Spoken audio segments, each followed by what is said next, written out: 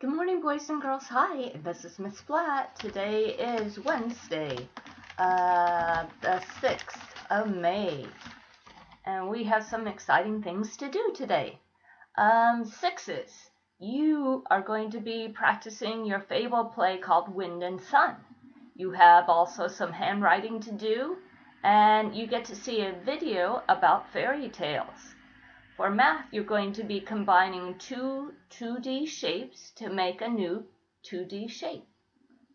For 7-year-olds, you are still working on alliteration poems. I'm going to have you listen to the story called Clara the Caterpillar. And after that, you get to write a 4-line alliteration poem. You have your A to Z stories to read, some grammar pages to do, and spelling. And you guys for math are going to be using raise to start multiplication. So it should be a very full day of learning, boys and girls. And we also have our Zoom meeting again at 6 p.m. Benin time. So I hope to see some of you there.